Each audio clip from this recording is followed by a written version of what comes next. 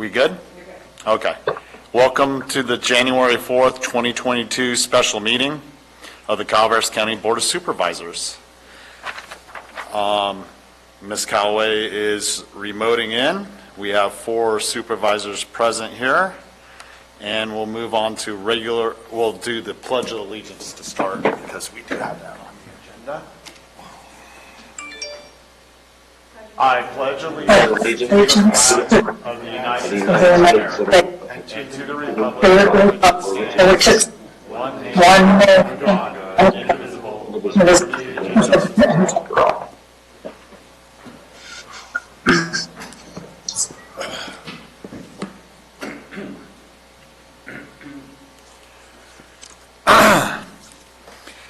We have one item, regular agenda.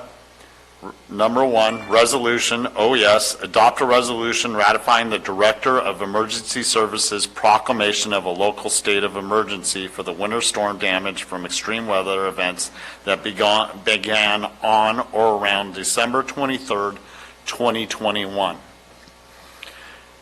Mr. Osborne.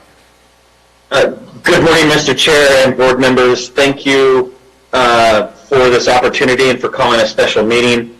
On the 29th of December, the board was out of session, and I felt it necessary to proclaim a local emergency due to the storm that came in.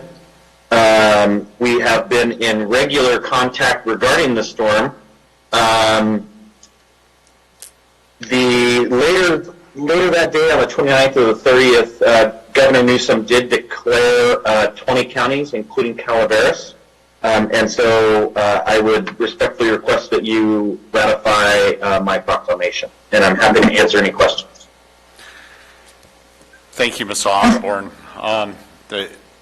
Ms. Callaway? I'd really like to make the motion. Okay, when we get to that point, most definitely, ma'am. And if I may, Chair Stopper, I just want to really give a huge shout out to OES, Mr. Osborne, everybody, all fire, I mean, literally everybody came together and made it a better situation than it was likely to be. And I just want that out there. I wasn't in the area during the time, but the response was very good from my understanding, talking to people up there and people around that did respond. So appreciate it all the way from Public Works and the snow plows to PG&E's response, because they had to go out in dangerous weather. Part of this time it was not safe. So yes, everybody top to bottom and all around.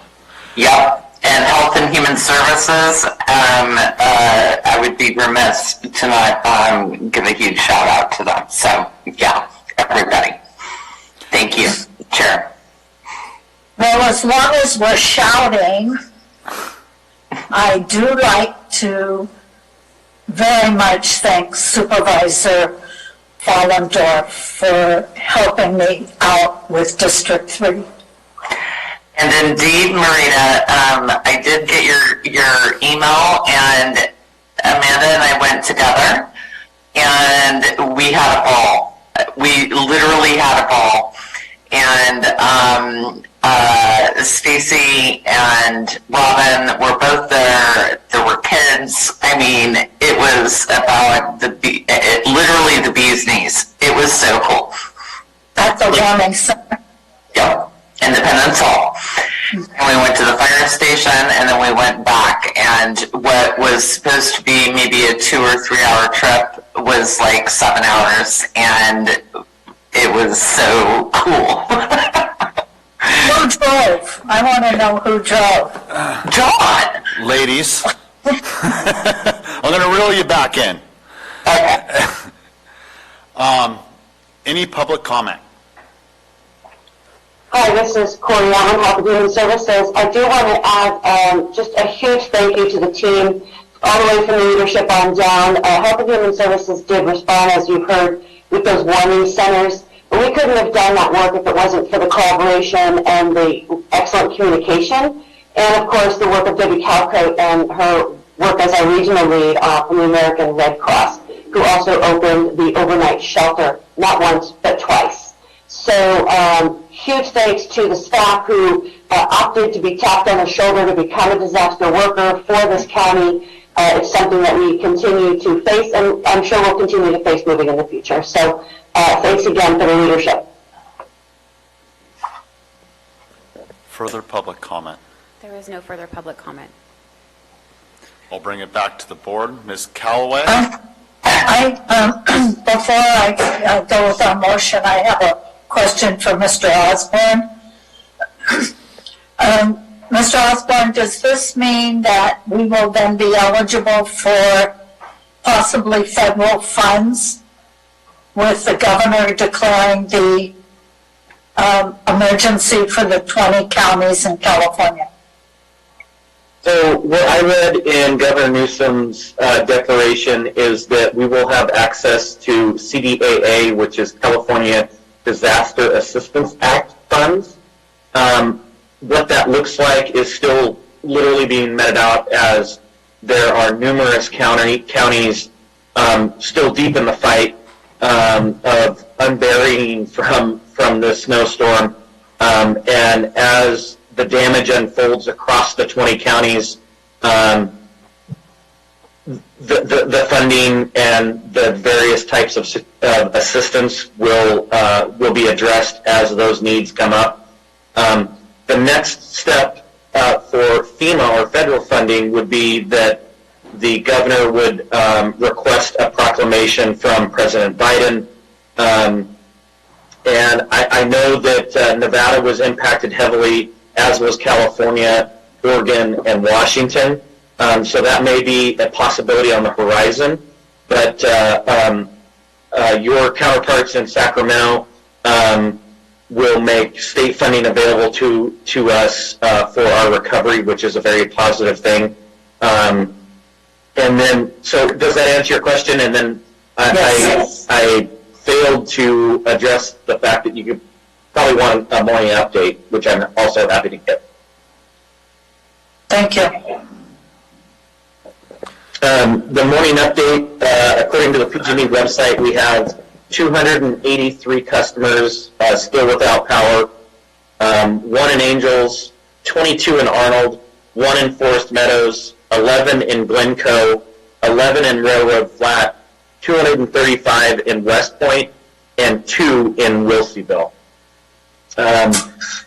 In our conversations yesterday, we did have the shelter open, and the folks that had been there were able to make arrangements with some friends and family, so they left the shelter. So we did stand the shelter down into a standby status yesterday afternoon with staffing on standby should we need to shelter some folks over last night. I haven't checked in with Debbie yet this morning.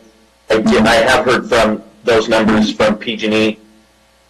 PG&E is another partner aside from Corey's team, the admin team, the supervisors, specifically Amanda that I supervisor napped.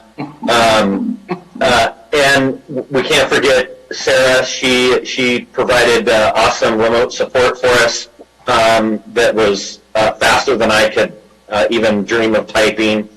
Stan, with the IT team, we had some issues with IT over the weekend, and they were spot on. CAL FIRE, Utica Power, CCWD. This was really a countywide collaboration, and I'm really, really proud of the team. And I would also be very, very remiss if I didn't recognize my partner in crime, Cameron. We fired on all cylinders this trip, and we managed to do some really good things. We managed to learn some good things, and that will make us more prepared in the future. So that's kind of where we are today. Our next operational briefing will be tomorrow morning to check in Fortunately, last night's storm, normally I feel wind sooner because of where I live, and the winds were somewhat light, and as was the precipitation over the hill and throughout the county. So I think the high that was off the coast of Central California pushed the next storm kind of to the north of us, which I'll take that break, and we'll be ready ready for the next one.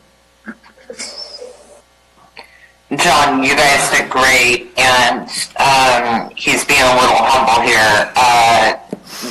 This is not a shot at Tuolumne or Amador, but we were way ahead of the game in terms of what other folks were doing. We really did, and that's straight up thanks to John and Cameron. Thank you. I you. appreciate that. Ms. Callaway, would you like to make a motion? Yes, on behalf of District 2 and District 3, this is one of the few times District 2 probably needed snow plows. They usually go out and shovel themselves if I listen to the supervisor correctly. But really, on behalf of the county, it's my honor to make the motion. Do we have a second? Well, since Supervisor Callaway is not authorized on behalf of District 2, I will make the second on behalf of District 2. All those in favor? Aye. Those opposed, passes on a 5-0 vote of the board. More work to do. You all have a wonderful day. Appreciate it. Thank you, guys. Thank you.